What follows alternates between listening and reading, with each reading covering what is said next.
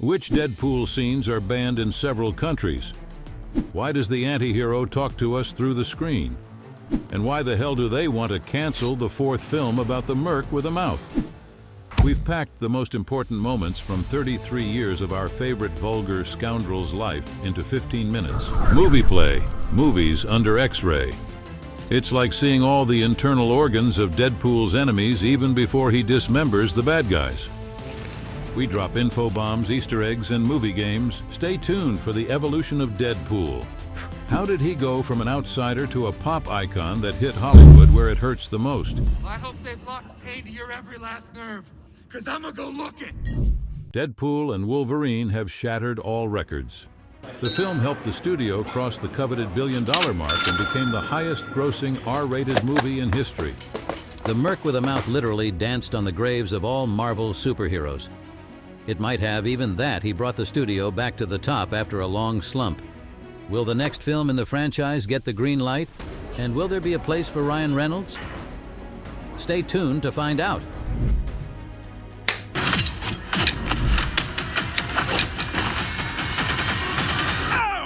Reynolds is the biggest fan of the character and has put in a lot of effort to bring the chatterbox from the comics to the big screen. Plus, it's Ryan's version of the anti-hero that has evolved the most. The mercenary who used to break the fourth wall and crack below-the-belt jokes for the audience's amusement now, in Reynolds' portrayal, acts as the savior of the cinematic universe and a critic of the entire film industry. In the new movie, Deadpool even takes a swing at the sacred, poking fun at the modern world's diversity principles.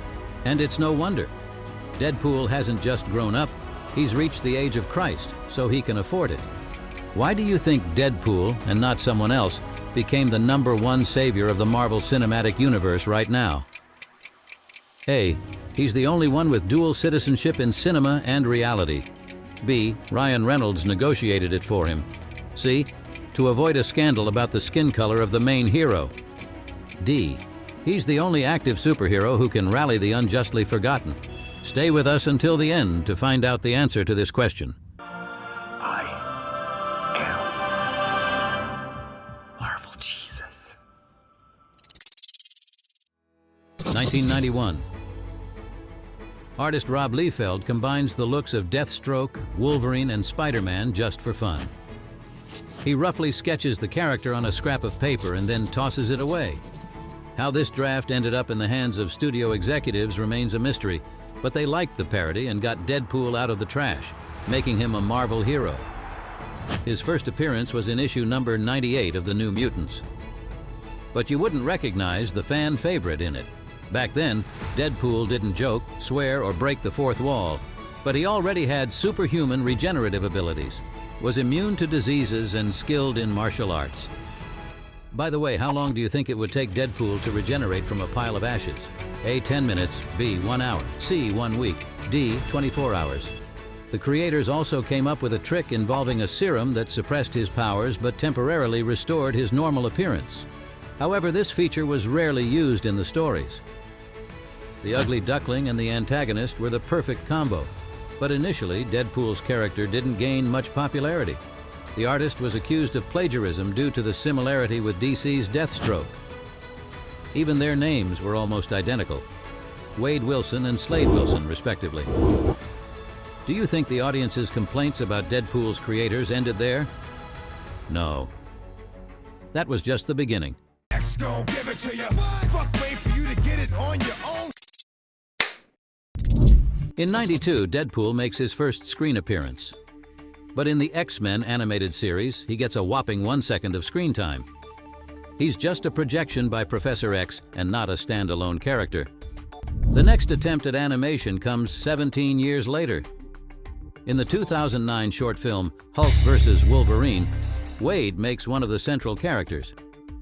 And as our colleagues from Full Evolution point out, this is when the most important thing happens. His transition from just an antagonist to an anti-hero. Deadpool is enhanced with vulgar humor, self-irony, a thirst for grotesque violence, and excessive chattiness that drives his opponents crazy.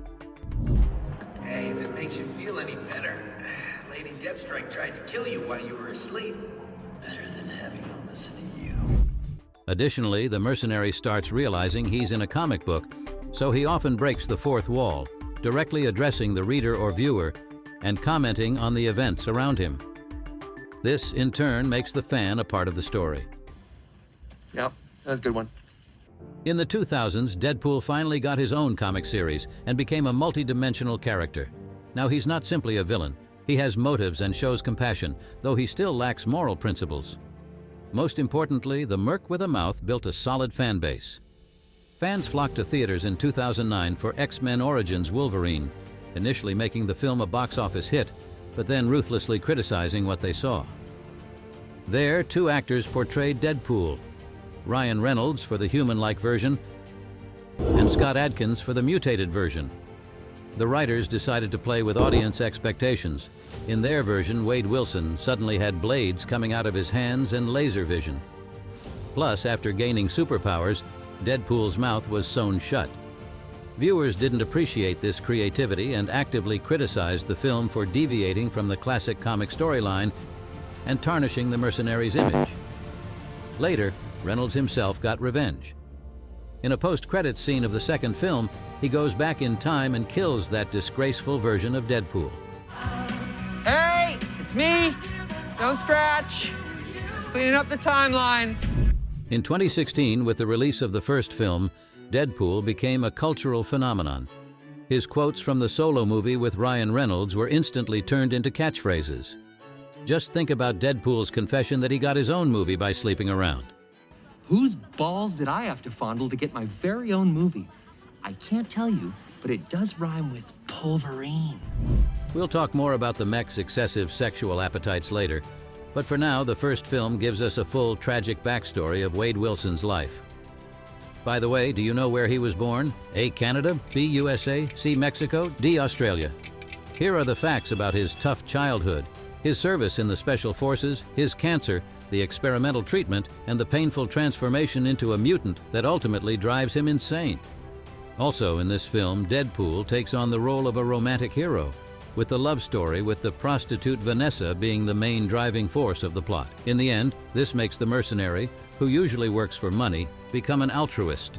I didn't ask to be super, and I'm no hero. But when you find out your worst enemy is after your best girl, the time has come to be a superhero. In the first film, the anti-hero's appearance was also improved. Since the spandex mask Ryan Reynolds wore during filming made it hard to convey emotions, they decided to use CGI markers. Emotions were then enhanced with 3D graphics during post-production. Now Deadpool could move his eyebrows and other facial muscles, allowing the character to interact with the audience more effectively. I'm touching myself tonight. In the second film of the franchise, Deadpool is shown more as a human than a mutant. He goes through deep emotional trauma caused by the death of his girlfriend and tries to kill himself.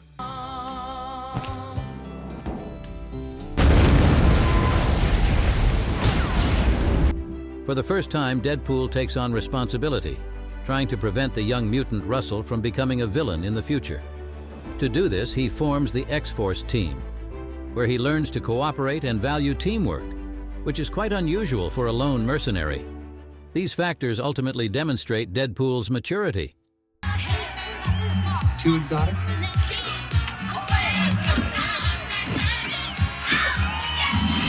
But the most revolutionary year for the anti-hero was 2024.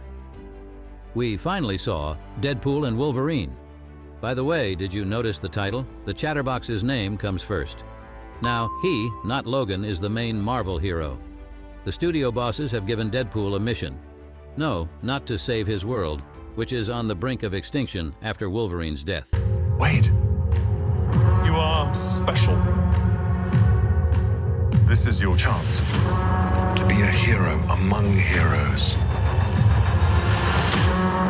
The Merc with a Mouth becomes the savior of the studio itself. He has to reboot the Marvel film cycle. That's why he ends up in the Void, a sort of purgatory, to find unjustly forgotten heroes like Blade, Elektra, Gambit, and the Human Torch. In his new movie, through numerous cameos and multiverses, Deadpool promotes the studio's future projects, the rights to which Marvel regained after Disney bought Fox. So the third part is essentially a big commercial on one hand and an attempt, riding on Deadpool's success, to push even more heroes onto the audience, whom the studio will relentlessly exploit over the next 5 years on the other. Does this mean Deadpool sold out? Yes. But he never hid the fact that he worked for money. Reynolds' character even jokes about this in the film. He also criticizes modern Hollywood trends, where excessive political correctness has literally driven cinema into a dead end, causing studios to lose millions because of it. By the way, do you know what Deadpool's biggest fear is? A. Clowns, B. Cows, C. Spiders, D. Redheads.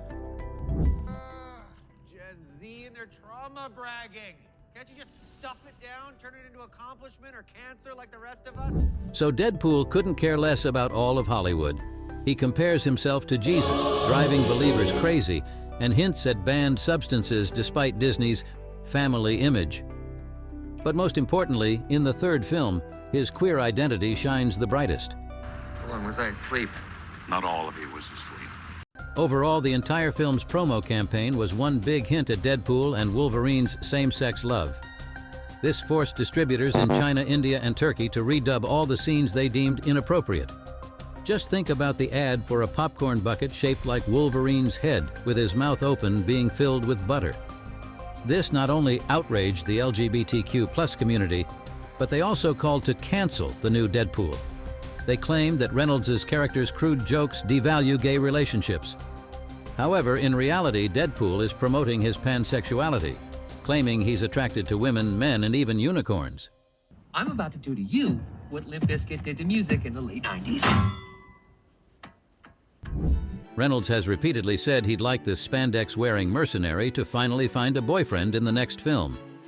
Fans also speculate that Deadpool's numerous hints about his love for Wolverine in the third part could very well be a setup for the fourth film. After all, in one alternate universe, there really is a gay Logan. But for now, the producers have only partially fulfilled Reynolds' wish. The rights to Deadpool's backside were temporarily handed over to Microsoft, which released a gamepad inspired by its perfect shape. Now you can use Deadpool's butt to play the classic 2013 game by High Moon Studios, which, by the way, is trending again after the success of the third film. Because of this, its price has increased 5-fold. And given Marvel's love for money, fans should expect a new video game soon. Just promise you'll do right by me. And all these not-so-conventional views of Reynolds' Deadpool are theorized not only in front of millions of fans, but also his closest family. Do you know which member of the real Reynolds family appeared in Deadpool vs. Wolverine? It's clear how much Ryan cares about his character. There's an invisible bond between them, so even during the planning stage of the latest part, the actor proposed over 20 possible plot lines to Marvel director Kevin Feige. This suggests that for Reynolds it's not just a role, but to some extent his alter ego. Maybe that's why the actor brought his entire family to the set. His wife, Blake Lively, played Lady Deadpool. His 7-year-old daughter, Inez, portrayed Kid Pool. His 9-year-old son, James, somehow ended up as the Screaming Mutant. And even his youngest, Olin, got the role of Baby Pool. Ryan posted a photo with his daughter on Twitter, writing, "Only co-star I argued with. I wonder how all these lady baby kid Deadpools would react if Deadpool really left them for Wolverine. And what if Ryan Reynolds did the same for Hugh Jackman? But enough fantasizing before we get sued for threatening the family integrity of the Deadpools. Oops, I mean the Reynolds."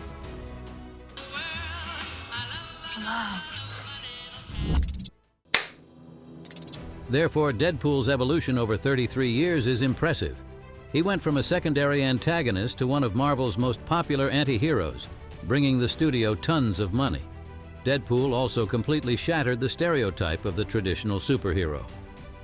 His methods of fighting evil include a lack of moral principles, crude jokes, and chatter that can drive his opponents insane. Yes, Deadpool is not a model hero, but it's precisely his imperfections and personal issues that ultimately made the anti-hero more human and relatable to the audience. Deadpool ushered in a new era of superhero cinema, the emergence of the series The Boys, which is another R-rated comic adaptation about corrupt superheroes, became possible precisely after the success of Deadpool. And Reynolds' charisma played no small part in this. The actor became the canonical Deadpool. He doesn't just portray the character, he embodies the mercenary. Yet with no information from Marvel about a fourth film, Reynolds is also scaring fans. He hints that his participation in a potential sequel is in question. The actor is now 48. A few more years of filming and post-production and he'll be 50. Should Deadpool age? And will the studio look for another actor because of this? Whenever asked by journalists, Reynolds jokes, saying he'd only agree to a fourth film if he urgently needed money because his wife and kids might bankrupt him. Though they should also be paid for these shoots, right? You're droning on. We have walked with you through Deadpool's journey, from his days of obscurity to becoming a true messiah. We've seen how a forgotten background character can transform into the savior of an entire cinematic universe. And we've realized that Ryan Reynolds played a pivotal role in this transformation. This confirms the theory that nothing is created without purpose. And in every world, there's a role for everyone. Of course, we didn't forget our opening question, why Deadpool and not someone else became Marvel's #1 hero right now. After thorough analysis, we've concluded that the correct answer is D. He is the only active superhero who can rally and lead the forgotten ones. Think about it. If Thor or even Thanos were in his place, the folks from the Wastelands would have had plenty of questions. But with Deadpool, a simple guy who somehow rose from the ashes of old comics to become a superhero, he's the perfect inspiration for those whose epic return to the screens we are now eagerly awaiting. And while the creators and the actor are still at the stage of foreplay, let us know whose evolution we should break down next. The Thing or Soldier Boy from The Boys? Or maybe you have your own suggestions. Share your ideas in the comments below, and we'll pick the best one and make it for you in the best possible way. Also, hit the like button and subscribe to the channel if you haven't done it yet. And make sure to share this video with your friends.